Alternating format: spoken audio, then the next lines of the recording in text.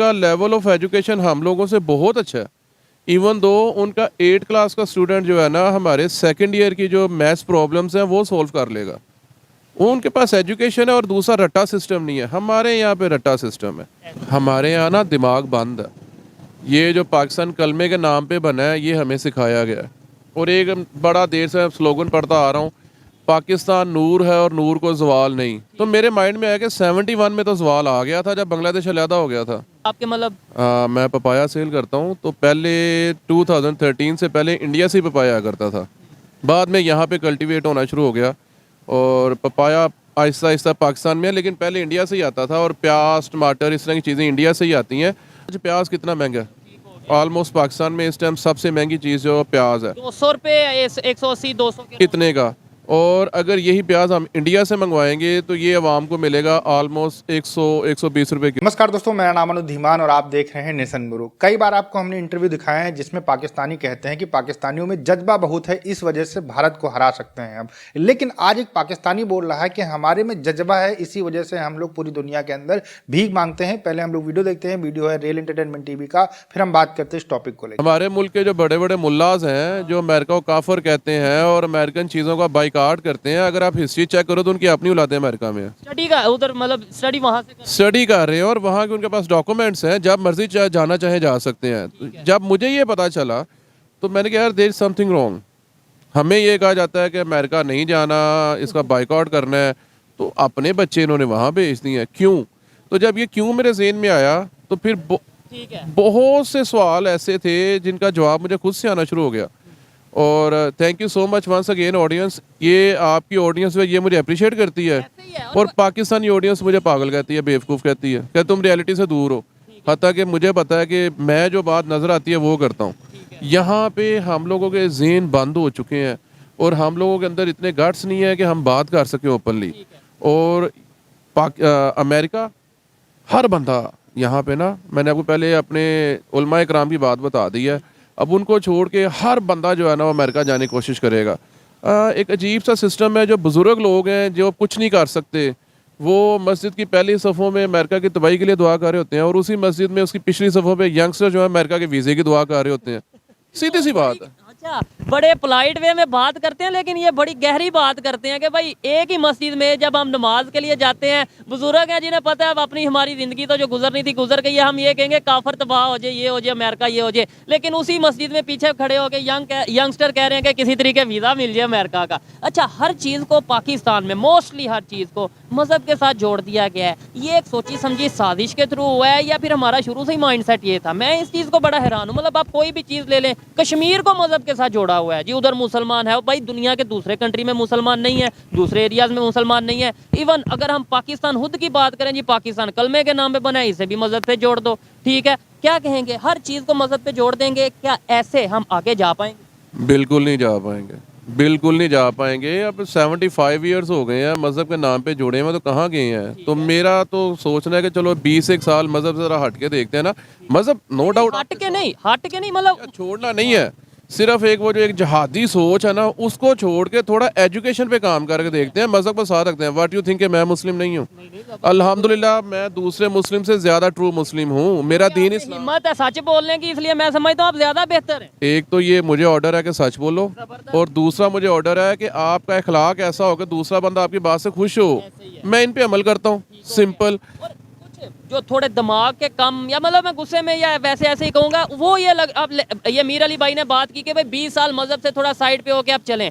उनका कहने का मतलब ये आप इम्प्लीमेंट करें अपने मजहब के ऊपर, अपनी प्रैक्टिस करें, लेकिन इन चीज़ों को इन्वॉल्व ना करें मजहब के साथ, जो उनसे हर चीज़ में मजहब को ना लेके। ये इनका कहने का मतलब है। मैं क्लियर करता चलूँ, ये ना हो आप पे भी फतवा लगे। नहीं नहीं, फतवा नहीं, मैं बताता चलूँ अल्हम्दुलिल्लाह मैं नमाजें पढ़ता हूँ 5 टाइम की। क्लियर कर ले ज़्यादा तौर पे मैं अपने मजहबी रसूमात सारी पूरी करता हूँ, बट वो मेरा पर्सनल है ना, वो मेरा पर्सनल है। मैं दूसरे पर थोपता नहीं हूँ। और अगर दूसरा कुछ कर रहा हो तो मैं कभी ये नहीं। अब यहाँ पे एक सीन है कि जो बंदा नमाज पढ़ता है उसके साथ 5-6 टाइम दाढ़ी रखी हुई है, वो अपने आप को एक सुपीरियर समझता है। और यार क्यों? तुम अल्लाह मियाँ के मुंशी हो, अल्लाह मैंने तुमसे पूछ के दूसरे बंदे को बख्शना है। सारे बराबर हैं यार, पता नहीं तुम्हारी कबूल भी हो रही है कि नहीं। हम लोग जो कोई इबादत करते हैं ना तो उसको शो ऑफ करने की कोशिश करते हैं। एक्चुअल ये नहीं है। जिस इबादत को आप शो ऑफ करते हो वो आपकी कबूल ही नहीं होती, वो फारिग हो जाती है।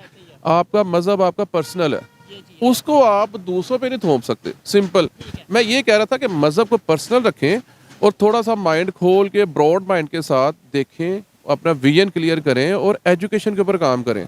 सिंपल। और इतना ही देख लें कि जिनको हम फॉलो करते हैं, सऊदीया की बात कर लें, इवन तुर्की की बात कर लें, वो किस तरीके से सारी दुनिया के साथ चल रहे हैं। वो टेक्नोलॉजी को साथ मतलब अपने साथ लेके आ रहे हैं, वो हर दुनिया के कंट्री के साथ ट्रेड कर रहे हैं, वो अपनी डील्स में मजहब को ला रहे हैं। वो तो इंडिया के साथ भी डील कर रहे हैं। उनमें जज्बा नहीं है।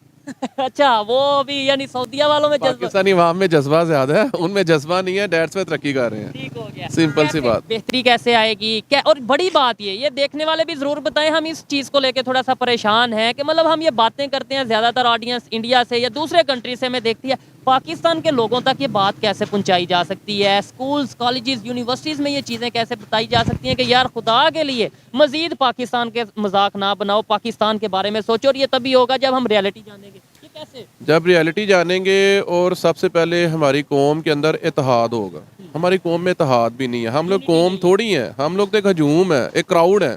सिंपल सी बात है। ठीक हो गया। हम 1947 में अगर बात करें, आज हम ये कह रहे हैं यानी आप कह रहे हैं, और मैं भी इस चीज़ को समझता हूँ कि भाई आपने ये बोला कि भाई इंडिया में इस टाइम यूनिटी है, वो नेशन को फर्स्ट रखते हैं, ठीक है, और हम में इत्तेफाक नहीं है, यूनिटी नहीं है। ये कैसे हो गया? 73 साल में उन्होंने कौन सा ऐसा कुछ मतलब ऐसा कुछ खाया, कोई ऐसा कौन सा उन्होंने दम दरूद किया जिसकी वजह से आज वो जो सा उनमें यूनिटी भी आ गई, उनमें टेक्नोलॉजी भी आ गई, और इवन हिंदू मुस्लिम वहाँ पे ज़्यादा मतलब बड़ी तादाद में है। जो टू नेशन थ्योरी वाला कंसेप्ट था वो भी उन्होंने जो सा रिजेक्ट करके दिखाया।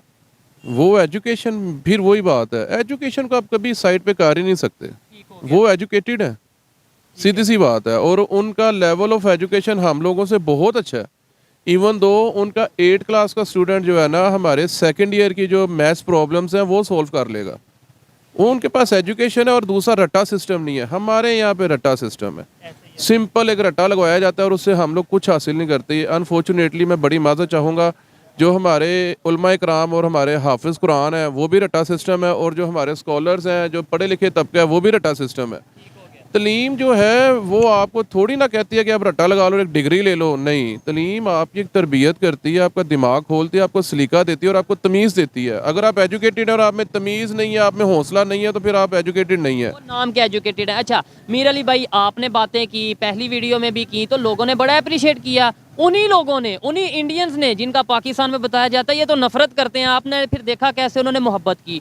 कैसे ये चीज़ पाकिस्तान में हम आम करें सोशल मीडिया के यूज़ के थ्रू? कैसे people to people, public to public connection करें? इंडिया के लोग हमें थोड़ा गाइड करें, हम उनसे सीखें। ये इन्वायरमेंट ऐसे बनाया जा सकता है। मेरे ख्याल से तो देखें हम कोशिश कर रहे हैं। पाकिस्तानी अवाम को ना बगावत करनी होगी अपने मुल्लाज से। मुल्लाज जिस तरफ चलाते हैं ना, उन्हें कहना होगा यार 75 ईयर्स आपके पीछे चले हैं, अब हमें इंडिपेंडेंस चलने दो, अब हमें अपने दिमाग से चलने दो। तो जब हम अपने दिमाग से चलेंगे ना, तो इंशाल्लाह हम भी तरक्की करेंगे। और ये चीज़ हमने बांग्लादेश में देखी है। शायद उन्होंने ये बोला है कि भाई मौलाना हजरात मस्जिद में काम करें, पॉलिटिशियंस जो है अपनी असम्बलियों में काम करें, जो अदारे हैं वो अपनी अपनी जगह पे काम करें, और मुल्क तरक्की करता है। यही उसने कहा था ना, ऐसे ही है। ठीक है। हम लोग सिंपल यही है कि मुल्लास को छोड़ें, ये जो हमारे ग्रुप बने हुए हैं ना, अच्छा हमें इत्तेफाक नहीं है।